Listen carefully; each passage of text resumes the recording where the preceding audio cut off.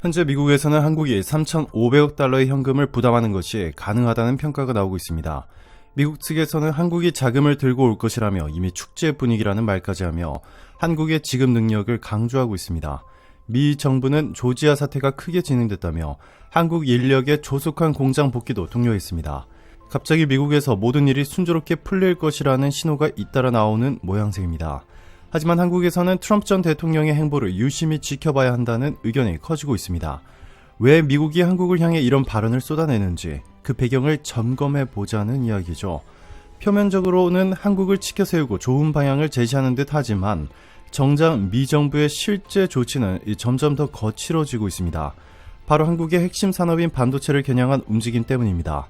밤사이 삼성 반도체 보조금이 끊길 수 있다는 충격적인 보도가 나왔습니다. 미 정부는 이번 주 전격적으로 반도체 100% 관세를 매기겠다고 발표하며 미국 내 생산과 해외 생산을 1대1로 맞추려는 방침을 내놨습니다. 이에 따라 삼성전자는 관세를 회피할 대책을 찾느라 큰 고민에 빠진 것으로 알려졌습니다.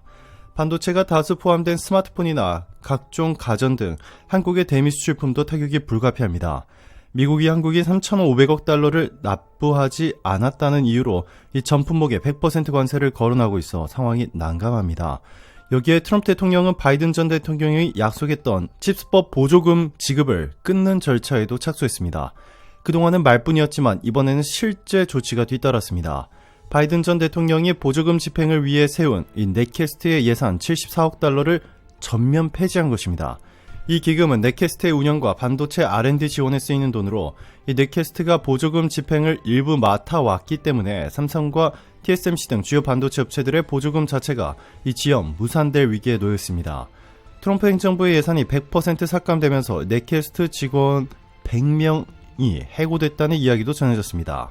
업계에서는 애초부터 트럼프가 한국에 보조금을 줄 가능성은 낮다고 봤지만 실제로 행정명령과 한미동맹 틀 안에서 합의된 약속들이 손바닥 뒤집듯 무시되자 이미 집행이 결정됐던 삼성전자 보조금 약 47억 5천만 달러조차 최종적으로 받지 못할 수 있다는 우려가 커지고 있습니다. 당초 삼성은 64억 달러를 받기로 했지만 최종 승인액은 47억 5천만 달러로 이 16억 달러가 삭감된 상황이며 현재 러트닉 장관을 포함한 미 상무부가 이 칩스법 전반에 불만을 지니고 있다는 말도 나옵니다. 더구나 트럼프 대통령은 보조금을 주는 대신 삼성전자 지분 1.6%를 미 정부에 넘기라는 조건을 추가로 내걸었습니다. 거부하면 보조금이 날아간다는 식의 요구였고 이는 지난 8월 말 제안된 사안으로 알려져 있습니다. 이 때문에 삼성과 TSMC 등 주요 기업들은 미국 정부를 향해 노골적으로 항의하지도 못하고 있습니다. 섣불리 문제 삼았다가 관세 타깃이 되어 더 큰 불이익을 받을 수 있다는 판단 때문입니다. 업계는 이런 일련의 조치들이 글로벌 기업들의 대미 투자 심리를 급격히 위축시키고 있다고 지적합니다. 그럼에도 미국 정부는 한편으로는 미국에 오라라고 손짓하고 있습니다. 조지아 사태 이후 처음으로 한국 인력이 미국 공장에 빠르게 복귀할 수 있게 됐다고 밝혔고 양국이 비자 워킹그룹 첫 회의에서 B1 ESTA 비자의 근로 적법성을 확인했다고 설명했습니다. B1 ESTA는 공장 설립 초기 단계에서 일할 수 있는 비자로 알려져 왔습니다. 미국 측은 한국인들이 이 B1 ESTA로 조지아주 공장에서 일하는 것이 합법이라고 강조하며 빨리 와서 공장을 돌려달라고 촉구하는 분위기입니다. 이 조지아 사태로 한 달 넘게 한국이 지은 미국 공장 가동이 사실상 멈춰 있었기에 양국은 문제 해결에 속도를 내고 해법을 모색한 것으로 보입니다. 그런데 이 와중에 미국 이민당국의 태도를 보여주는 영상도 공개됐습니다. 시카고에서 배달 노동자를 불시에 검문하고 아이스 요원이 덮쳐 체포하려는 장면이 담긴 영상입니다. 배달원은 간신히 달아났지만 현지 분위기의 험악함이 그대로 드러났습니다. 불법 체류는 잘못이지만 이민청 직원들이 한 명을 체포할 때마다 인센티브를 받는 구조라는 폭로가 이어지며 논란이 커지고 있습니다. 한국인을 한 명 체포하면 인당 얼마를 받는다는 말까지 나왔고 300여 명을 비자 확인도 없이 일괄 체포했다는 주장도 제기됐습니다. 이런 상황에서 미국에 오라는 말은 앞뒤가 맞지 않는다는 비판이 나옵니다. 비자 워킹그룹에서도 미국 측은 한국만을 위한 새로운 비자는 아직 만들지 않았고 언제 마련될지도 알 수 없다고 밝혔습니다. 결국 이전에 문제가 됐던 B1 ESTA로만 입국하라고 한 것으로 실질적으로 달라진 점이 거의 없음을 시사합니다.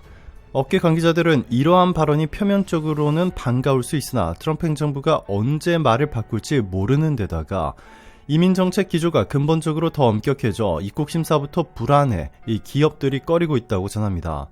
미국이 아무리 손짓해도 이미 여러 나라의 투자 심리는 크게 식었다는 뜻입니다. 여기에 미국에서는 한국이 3,500억 달러를 투자해도 문제가 없다는 취지의 기사까지 나왔습니다. 공화당 정통 경제 노선과 결이 맞는 이 경제 매체 포브스는 한국의 상황을 두고 3,500억 달러는 충분히 감당 가능하다는 취지의 글을 실었습니다. 이 매체는 이번 협상에서 한국이 타격을 입더라도 결국 회복할 수 있다고 주장합니다.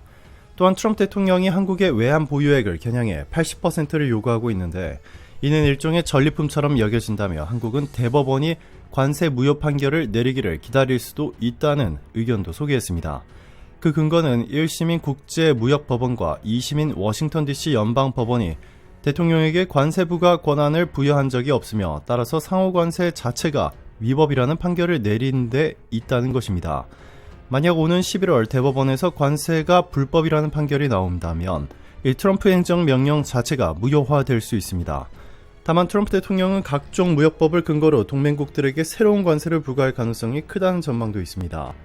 결국 한국은 트럼프가 어떤 강력한 관세 카드를 꺼내들지 가늠하기 어려운 상황이지만 충분히 극복 가능하다는 낙관적인 평가도 있습니다. 실제로 한국은 과거 여러 차례 위기를 빠르게 이겨낸 경험이 있습니다. 1997년 외환위기 때도 가장 빠르게 회복한 국가였고 2008년 리먼 사태 등 미국발 금융위기에도 비교적 영향이 적었으며 트럼프 일기 관세 전쟁이나 코로나 팬데믹에서도 세계에서 가장 먼저 위기를 벗어났습니다. 포브스는 이런 사례를 들며 한국은 위기에 빠르게 대응하고 결국 극복하는 나라라는 점을 강조했습니다. 이번 관세 협상에서도 한국 이재명 정부가 7월 말부터 버텨온 반면 미국은 조지아 사태를 비롯한 여러 실수를 보여줬다는 지적이 나옵니다. 이는 오히려 한국이 협상에 나서지 않는 것이 잘한 결정이라는 인상을 주었고 일본이 성급하게 협상에 응한 것을 후회하게 만드는 계기가 되었다는 분석도 나오고 있습니다. 트럼프 대통령은 3,500억 달러를 마치 운동선수의 계약 보너스처럼 가볍게 언급하며 한국인들의 반발을 불러왔습니다. 피터 나바로는 이를 백지수표라 불렀고 러트닉 장관은 미국 발전 자금이라고 표현했습니다. 결국 한국이 절대 돈을 내지 못하도록 몰아가려는 듯한 모습입니다. 그럼에도 포브스는 한국이 타격을 입더라도 결국 버텨내는 나라라고 평가했습니다.